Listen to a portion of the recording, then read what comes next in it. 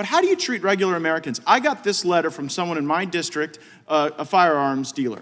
I have been a firearms dealer for 46 years. For 46 years, I've had a good relationship with law enforcement. Then came the ATF's zero tolerance policy. 2 years ago, while in the process of selling a firearm to a customer, I completed their background check using Florida's FDLE firearm purchasing program. The background check was uneventful, and FDLE rendered an approval number. Some months later, during an ATF audit, I was told the background check was now a non-approval. Even though FDLE made the error, it was on my paperwork, so ATF deemed it a willful error. After completing close to 50,000 background checks over 46 years, why would I willfully ignore this background check? The answer is simple: I did not, but the ATF has revoked my license, ended my career, and my livelihood. The ATF backs down from its retaliatory move against an FFL in North Dakota.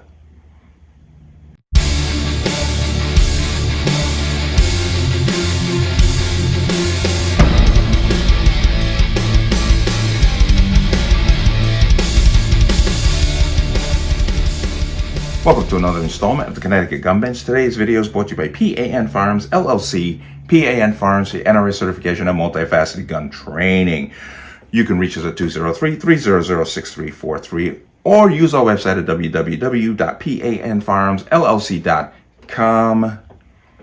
As always, there'll be a link in the description box. And if you like my channel, like my content, and what I do here, you can support me with a link in the description box. Everything is appreciated. Let's talk about this. Now, I had spoken about this. I've spoken about many such stories of the ATF marching into gun stores and revoking the licenses on minor paperwork technicalities. But there was one gun store in specifically, and I did do the video on that, where this gun store was part of a lawsuit against the ATF on 80% receivers. The ATF raided the gun store and shut down their license, not only for that store, but for another store for basically no violation, but because they were basically conjoined businesses, they just revoked both. Well, apparently they have reversed course on this due to a lot of pressure from gun groups, and they have decided to not revoke the licenses of this dealer. But I'm going to jump right in. ATF backs down retaliatory license revocation of North Dakota gun store. Okay. Gun Owners of America and Gun Owners Foundation are excited to announce that the ATF has backed down from attempting to revoke FFL license of Morehouse Enterprises in Valley City, North Dakota. Previously, GOA and GOF had filed a lawsuit in defense of the gun retailer, which does business as Bridge City Ordnance.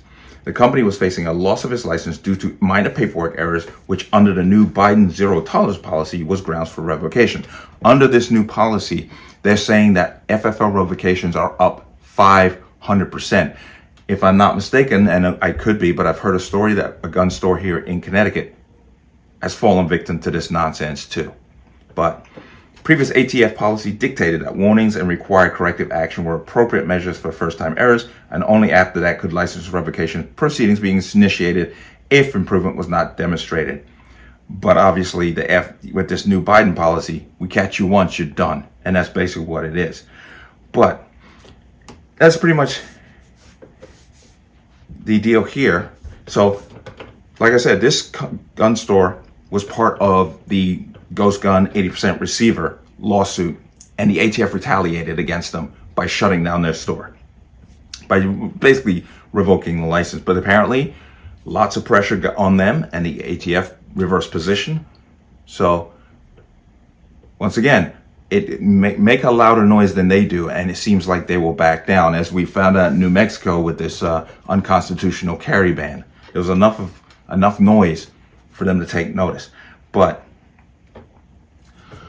I want to say this is good news in this situation, because once again, if they get away with this, they'll just keep doing it. They'll only do what you let them get away with. And if we let them get away with doing things like this, retaliatory, basically attacks on licensed dealers, they'll just keep doing it. And Biden's zero tolerance policy is nothing more than a front to shut down licensed dealers, to minimize the number of licensed dealers that a person can go to get a firearm, which in turn, once again, undermines the Second Amendment. That's exactly why Biden is doing this. It has nothing to do with minor paperwork errors. You know, I'm not against a dealer being held accountable for serious violations, but minor paperwork errors. There's one dealer who had a serial number transposed. He put the serial number where the manufacturer's model number was supposed to go, and vice versa, and they basically hammered him, took his license. It's like, really? But that's the game. That is the end goal, is to diminish the number of FFLs, of licensed dealers, that you can buy a firearm from. That's what this is all about. Get rid of all the basement FFL guys. Get rid of the gun show weekend guys. I'm sure they go after CNRs after a while. But good news here. Once again, we got to make just as much noise, if not more noise, than they do. And they'll stop doing this crap. 2024 is coming up. Head to the polls, man. Because there's a lot more at stake than just bad inflation, bad economy, open border. There's a lot more at stake. So we got to be on top of it. But I'm not telling you who to vote for before somebody jumps in. I'm just saying, is your life better now than it was 3 years ago? That's all there is to it. But let me know what you think. As always, you can leave your comments in the comment section below. And as always, any statements of violence or statements that lead to violence will be removed. Please like, share, comment, subscribe. Don't forget to hit that notification bell so you're notified the next time the video goes live. I will see you on the next one. Peace.